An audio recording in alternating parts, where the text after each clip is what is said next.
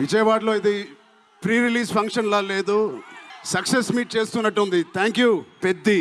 అన్ని విజువల్స్ చూశారు మీరు. పెద్ది ఎన్నో కథలు వింటూ ఉంటాం ఆర్టిస్ట్ గా. కొన్ని కథలు విన్నప్పుడు నచ్చుతాయి, కొన్ని కథలు విన్నప్పుడు ఆశ్చర్యపరుస్తాయి. బట్ పెద్ది అనే కథ మాత్రం విన్నప్పుడు ఎక్కడో గుండెలో నా హృదయానికి చాలా దగ్గరగా హద్దుకుని ఉన్న ఒక కథ. ఇలాంటి కథ మా నాన్నగారు చెప్పినట్టు 10 సంవత్సరాలకు ఒకసారి వస్తుందేమో ఇలాంటి కథ. అలాంటి కథ నాకు వచ్చినందుకు ఫస్ట్లీ నా సుకుమార్ గారికి, బుచ్చిబాబు గురువు గారికి నేను మనస్ఫూర్తిగా థ్యాంక్స్ చెప్పుకుంటున్నాను.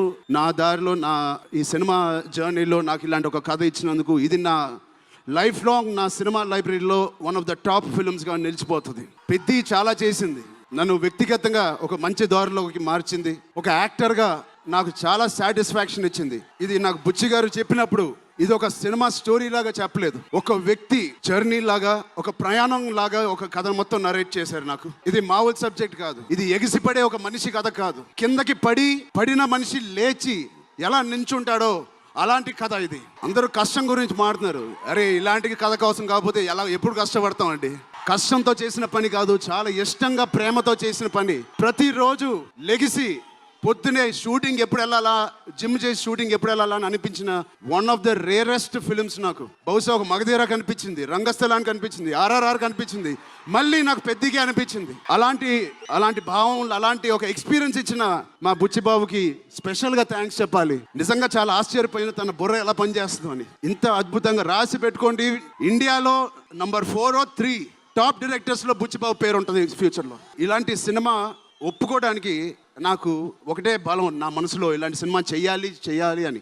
ఎవరు కాదు, అది మీరే మీకోసమే. నిజంగా ఏ ఆర్టిస్ట్కైనా వాళ్ళ అభిమానుల నుంచి, వాళ్ళ శ్రేయోభిలాషుల నుంచి ఇలాంటి ఎక్సైట్మెంట్, ఇలాంటి ఎంకరేజ్మెంట్ లేకపోతే ఎందుకు చేయాలండి సినిమాలు? హాయిగా ఇంట్లో కూర్చొని వేరే పని చేసుకోవచ్చు. మీకోసం చేతులు ఇరక్కొట్టడమే కాదు, రక్తం చింది కూడా పని చేస్తాను మీకోసం. మిమ్మల్ని ఎంటర్టైన్ చేయడం ఒక పిచ్చా, లేకపోతే సినిమాలో మంచి సినిమా చేసి మీకు ఏదైనా ఇవ్వాలని ఒక పిచ్చా నాకు తెలియదు. నాన్నగారు కొడుకు పుట్టినందుకు, కళ్యాణ్ బాబాయ్ గారు ఉన్నందుకు ఇంట్లో ఇది తప్ప నాకు ఇంకేం తెలియదు. బహుశా ఇంకోటి తెలుసుంటే ఇలా ఇంత పెద్ద ఆర్టిస్ట్ నేను ఒక ఫీల్డ్లో అయ్యేవాడిని కాదు. నాకు తెలిసిందల్లా సినిమా. సో నేను చనిపోయే వరకు మిమ్మల్ని ఎంటర్టైన్ చేస్తూనే ఉంటాను, అది రాసి పెట్టుకోండి.